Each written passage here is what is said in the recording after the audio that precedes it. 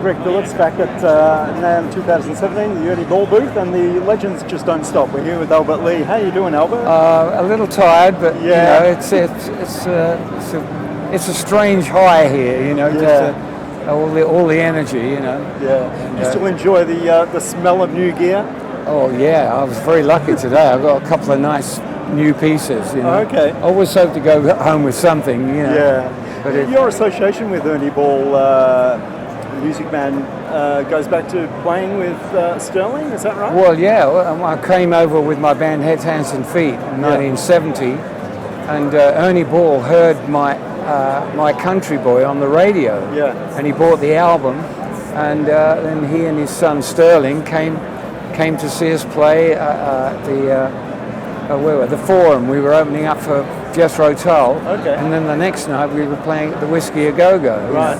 So from that moment on, I was really a good friends of the family, you know, and it's been a great time. I'm very close to them all. The new signature guitar that we're seeing here at NAMM, it's not unlike other signature guitars. It wasn't designed by you originally, was it?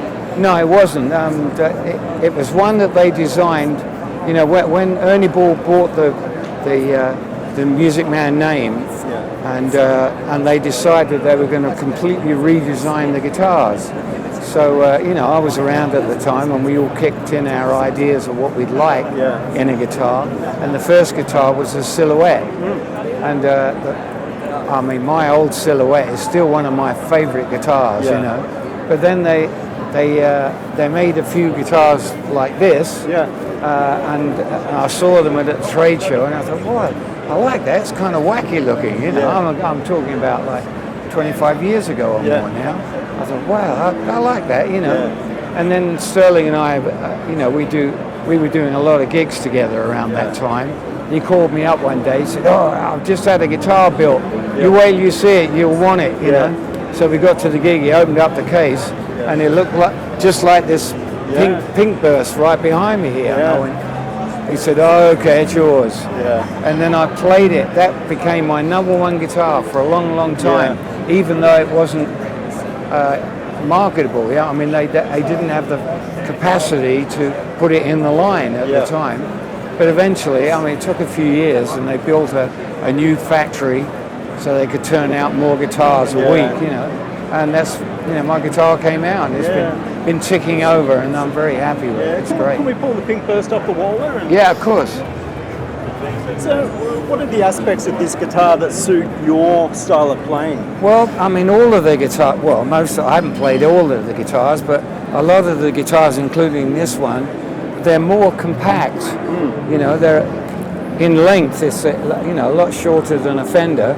But the scale is the same as a Fender. You know, they managed to sort of squeeze it all in. You know, this is very Strat-like in a way, but I think it's more reliable, and you know, the quality control on these is just fantastic. And it's just so comfortable to play. You know, it's got 3 Seymour Duncan pickups, 5-way switch, just a volume and tone. And the first ones didn't have a tremolo, and you know, I wasn't really using tremolo much at that time.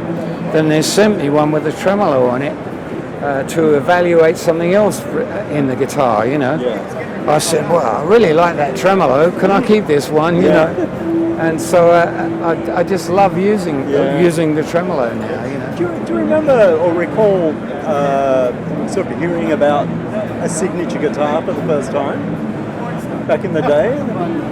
Well, no. I mean, Les Paul was the only signature guitar out there for you know, from the early '50s. You know, I can't think of any others really. It was a lot later on. And you know, I have to say, I'd had offers before this was built.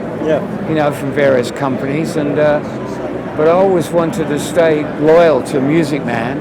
And you know, some of the bigger companies at that time, you know, you'd have a guy who was a big fan, and they do a signature guitar, and the next thing you know, he's moved on, he's been fired or whatever, you know. But that's never happened with this company, because Sterling is, you know, is like a brother, you know. It's just great, good So fan. what's happening musically for the rest of the year?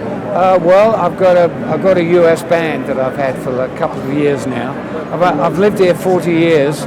I never had a regular band here, Okay. so it took me like 37 years to do it. Yeah. So I'm happy about that. You know, Yeah. I kind of gave a rest to my English band, Hogan's Heroes. You know, we've been doing that for like 27 years, and I was really missing spending more time in the States, Yeah. because the English band kept me in Europe for like 5 months of the year. You Yeah. know, so it was too much time to be away from home. Yeah. So yeah, I'm still doing as much work, but the tours are shorter, so I go away for 2 weeks and I'm back home again. You know, Yeah. so. Well, Albert, it's been a pleasure talking to you. Oh, and, my pleasure. all the best. All right, I look forward to getting down under again Yes, sometime please do. soon. Yeah, well, I think I've been there like 12 times now. Yeah. Always had a great time. Yeah, always welcome. Thank you. Thanks, Albert. Thank you.